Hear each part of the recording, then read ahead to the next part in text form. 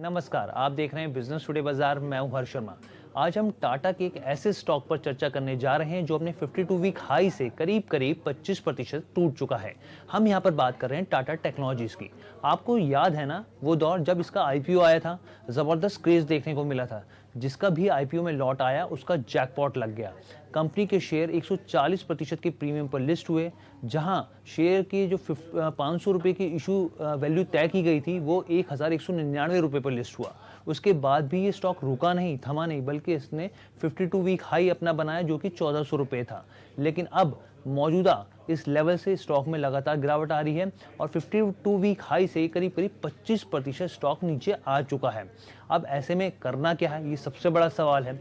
इससे जुड़े 3 महत्वपूर्ण सवाल हैं जिसके जवाब आपको मिल गए तो आपको समझ में आ जाएगा आखिर करना क्या है। पहला है, यकीनन वो निवेशक टेंशन में होंगे जिन्होंने ऊपर के भाव पर इसमें खरीदारी करी होगी, क्योंकि ज़्यादातर रिटेल निवेशक तो स्टॉक के प्राइस को देखकर फैसला करते हैं, तेज़ी है या फिर गिरावट है उसके हिसाब से फैसला करते हैं। तो यहाँ पे ये समझने की कोशिश नहीं करते वो कि कंपनी के फंडामेंटल्स, उसके बिजनेस को किस तरीके से उसका विश्लेषण करना चाहिए।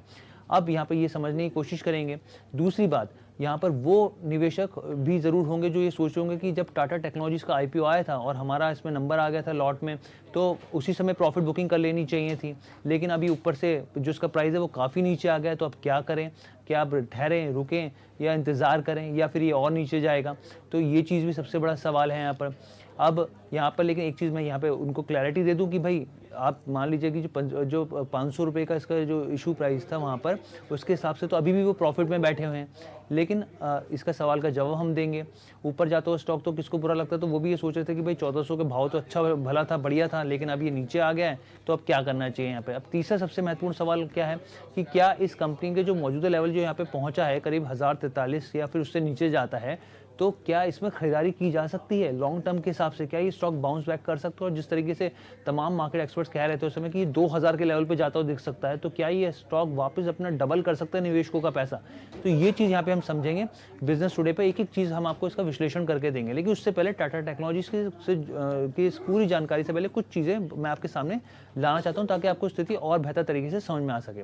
आपको टाटा मोटर्स का दौर याद है, जब ये एक ऐसा दौर था इसके लिए, स्टॉक के लिए, जब वो लंबे वक्त से एकदम ठंडा पड़ा हुआ था, यहाँ तक कि बहुत सारे जो ब्रोकरेज रिपोर्ट आई वो भी इसको लगातार डाउनग्रेड कर रही थी। लेकिन अब देखिए स्टॉक में क्या धुआंधार तेजी है। वैसे ही टाटा एलेक्सी की बात करें यहाँ पर, ये स्टॉक करीब करीब 50% तक गिर चुका था, लेकिन इस स्टॉक ने फिर वापस बाउंस बैक किया। अब यहाँ पर यही सवाल है कि भाई टाटा टेक्नोलॉजीज में भी क्या वो कुव्वत, क्या वो दम है कि ये वापस बाउंस बैक करेगा और इसमें शानदार तेजी और 1600 या 2000 के लेवल पे जाता हुआ दिखेगा, जो कि मार्केट एक्सपर्ट कहते हैं। इसके लिए बिजनेस टुडे बाजार ने हैंसेक्स सिक्योरिटीज के AVP research and BD Mahesh Ojha ji से बात की। सुनिए उनका क्या कहना है यहाँ पर। देखिए, बेसिकली टाटा ग्रुप जो है एक बरसों से ये ना रिटर्न कमा के दे रहा है निवेशकों को। और टाटा टेक्नोलॉजी जो शेयर है, आईपीओ की लिस्टिंग के टाइम पे 1400 में लिस्ट हुआ था।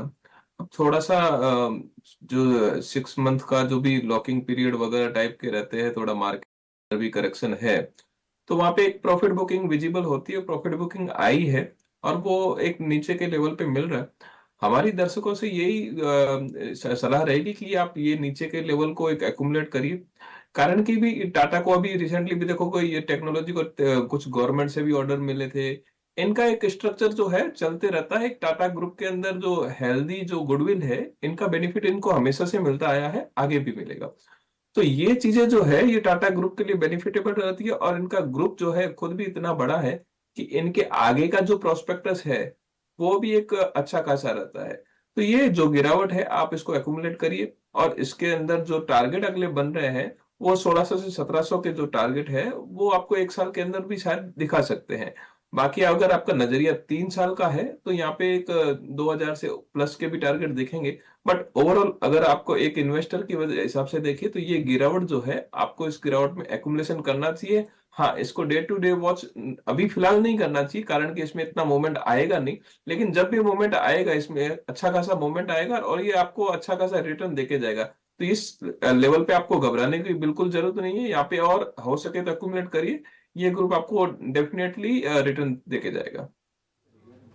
तो साफ तौर पे मिस्टर ओझा का यहाँ पे कहना है कि शॉर्ट टर्म के हिसाब से देखें तो 1600 के लेवल पे भी जाता हुआ स्टॉक दिख सकता है, और लॉन्ग टर्म के हिसाब से देखें अगर 2 से 3 साल का नजरिया है तो 2000 के लेवल पे भी जा सकता है। यानी कि मौजूदा लेवल से निवेशकों का पैसा ये डबल करने का दम रखता है, जो कि मार्केट एक्सपर्ट से हमने बात की, उनका यहाँ पर कहना है। तो स्थिति आपको साफ हो गई यहाँ पर कि भाई मौजूदा लेवल से यहाँ पे खरीदारी की जा सकती है।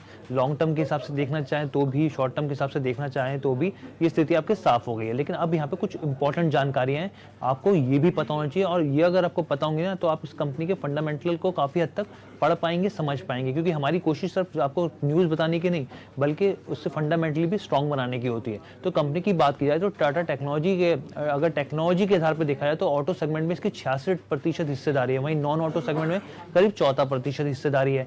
35% बिजनेस इसका भारत से आता है, वहीं ब्रिटेन में करीब जो बिजनेस है वो 22% है, नॉर्थ अमेरिका में 19% है। कंपनी के पास करीब 900 करोड़ के 800 से 900 करोड़ का रिजर्व है। लॉन्ग टर्म और शॉर्ट टर्म बोरिंग की बात करें तो एकदम यहाँ पर बहुत ही ना के बराबर है, जीरो आप इसको इसके आसपास इसको कह सकते हैं, लेकिन बहुत ही कम है। यहाँ पर करीब 42,500 करोड़ का इसका मार्केट कैप है। वहीं कंपनी के पीई की बात करें, पीयर्स कंपनियों के मुकाबले अगर कंपेयर करें तो केपीआईटी टेक्नोलॉजीज को अगर आप छोड़ दें तो दूसरी कंपनियों के मुकाबले इसका पी ज्यादा है, इसका पी करीब 68 के आसपास है। साल दर साल के हिसाब से देखें तो कंपनी की सेल्स में लगातार बढ़ोतरी हुई है। आपको ये स्थिति मैंने आपको साफ कर दी, और आप जानते हैं प्रमोटर्स की हिस्सेदारी भी 50% से इसमें ज्यादा है, जो कि टाटा ग्रुप की बात है। तो ये आपको टाटा टेक्नोलॉजीज के ऊपर हमने पूरा समीकरण बताया, लेकिन यहाँ पर एक चीज जरूर समझने की जरूरत है आपको कि एक निवेशक के तौर पर ये आप जरूर समझिए कि स्टॉक में शॉर्ट टर्म अगर पेन हो तो ये देखिए कि कंपनी फंडामेंटल मजबूत है या नहीं है। वो शॉर्ट टर्म पेन रहेगा या फिर लॉन्ग टर्म आके वो चीजें बदल जाएंगी, ये समझने की बहुत जरूरत होती है, और उसके ऊपर जरूर विश्लेषण कीजिए।